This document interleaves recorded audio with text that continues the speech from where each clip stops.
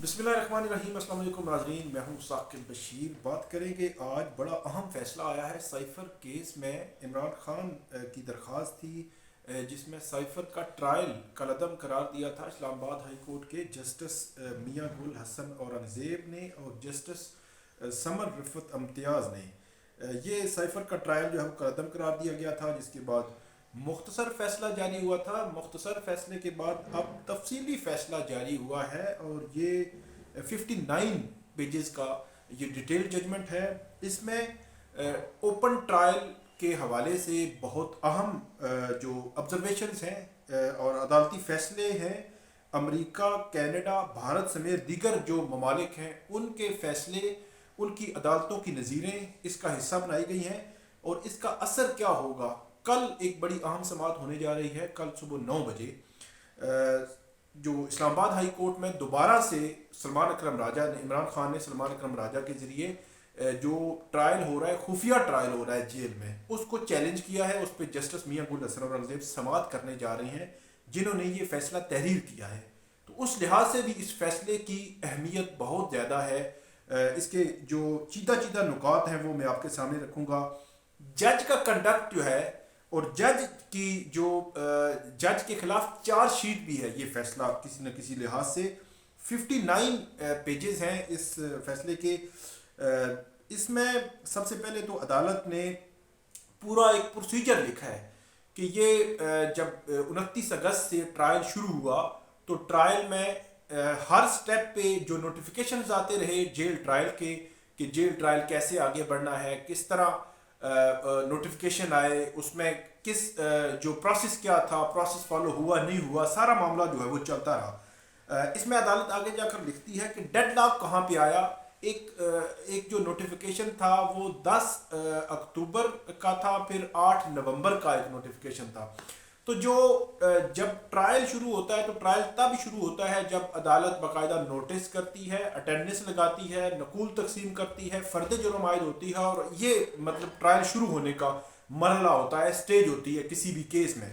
तो इसमें डायरेक्टली पढ़ते हैं कि अदालत ये कहती है कि एक तो जो ओपन ट्रायल है उसमें अमेरिका, कनाडा, भारत समेत दीगर जो ममालिक हैं वर्ल्ड वाइड, उनकी अदालती फैसलों के हवाला जात जो है उसमें दिए गए हैं। फैसले में जस्टिस मियां गुल हसन औरंगज़ेब लिखते हैं कि ओपन कोर्ट का उसूल जमहूरी मुआशरे की पहचान और उसका इतलाक तमाम कार्रवाइयों पर होता है।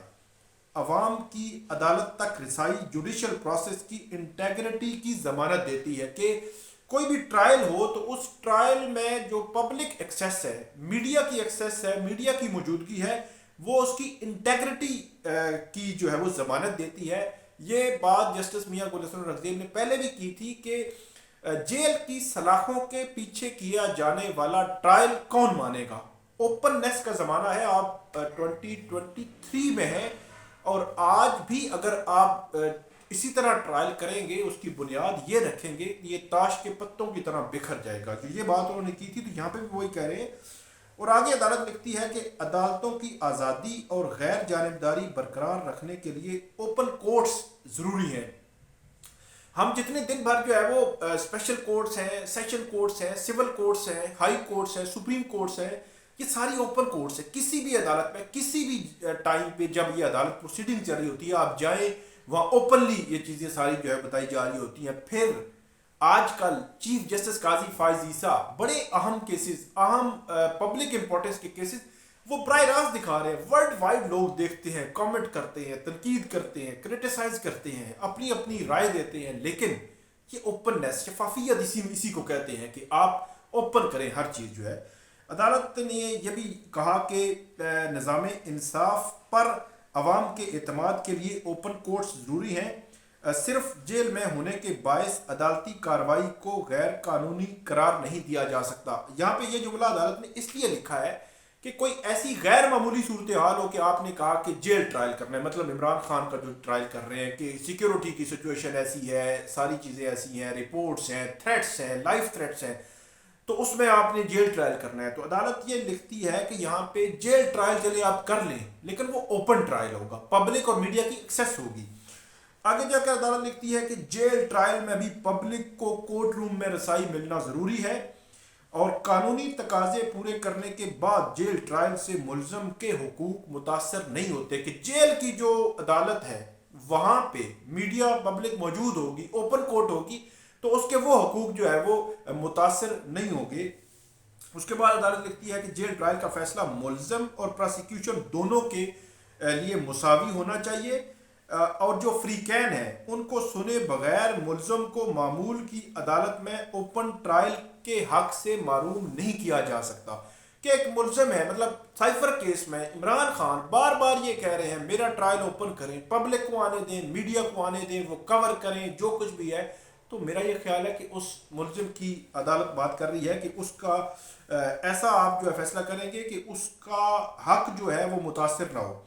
اس کے بعد عدالت لکھتی ہے کہ یہ تسلیم شدہ حقیقت ہے کہ عمران خان کے اعتراضات کو نہیں سنا گیا, تب جو ہے وہ نہیں سنا گیا تھا, اور ملزم گواہوں اور خود اپنی سیکیورٹی کے لیے مجسٹریٹ ان کیمرہ ٹرائل کا بھی آرڈر کر سکتا ہے. لیکن اس ان کیمرہ ٹرائل کے آرڈر کرتے ہوئے جو پروسیس ہے وہ اس نے پورا کرنا ہوتا ہے. اب آگے عدالت لکھتی ہے کہ حیران کن ہے کہ 13 اکتوبر کی جیل ٹرائل کی منظوری کے باوجود جج نے دوبارہ منظوری کا پروسیس شروع کیوں کیا. مطلب 13 اکتوبر کو جج نے پروسیس شروع کیا, پھر 8 نومبر کا ایک لیٹر لکھا. تو 13 نومبر کو اگر درست طریقے سے ٹرائل چل رہا تھا, پروسیس مکمل تھا, تو پھر 8 نومبر کو دوبارہ سے وفاقی حکومت کو لیٹر کیوں لکھا, یہ پوائنٹ ہے یہاں پہ.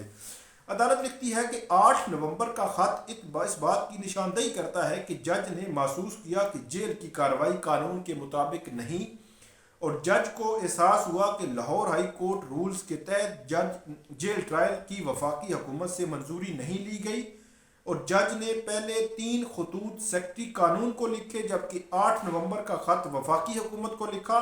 جج کو چاہیے تھا کہ وہ جیل ٹرائل شروع کرنے سے پہلے یقینی بناتے کہ اس کے لیے تمام قانونی تقاضے پورے کیے گئے تھے. 12 نومبر جب وفاقی حکومت نے جیل ٹرائل کی منظوری دی تب فرد جرم عائد ہو کر 3 گواہوں کے بیانات ہو چکے تھے. قانونی تقاضے پورے نہ ہونے کے باعث جیل ٹرائل کو کالعدم قرار دیا جاتا ہے. آفیشل سیکرٹ ایکٹ کے جج کی تعیناتی قانونی ہے جو چیف جسٹس کی مشاورت سے ہوئی, اور یہ سوال کہ کیا اب ٹرائل اسی جج کو کرنا چاہیے کہ جس نے پہلے ٹرائل کیا, یہ اس اپیل میں یہ اسکوپ نہیں ہے, یہ عدالت نے کہا. اور آگے لکھتے ہیں کہ اگر سابق جو چیئرمین ہے P T I Imran Khan, ان کا کوئی خدشہ ہو تو مضبوط گراؤنڈز اگر ان کے پاس موجود ہوں تو ان کی بنیاد پر وہ آئندہ سے جو ہے وہ درخواست دائر کر سکیں گے.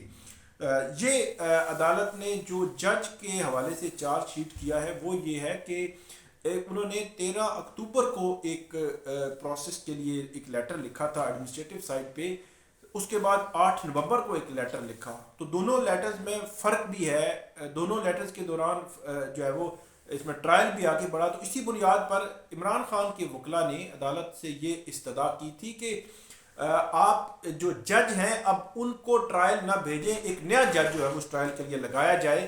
لیکن عدالت نے یہ بات جو ہے عمران خان کے وکلاء پہ چھوڑ دی کہ اگر آپ کے پاس کوئی سالڈ کوئی پروف ہو, کوئی ثبوت ہو, تو آپ اس ٹرائل یا اس ٹرائل جج کو جو ہے وہ چیلنج کر سکتے ہیں جو متعلقہ قانون ہے.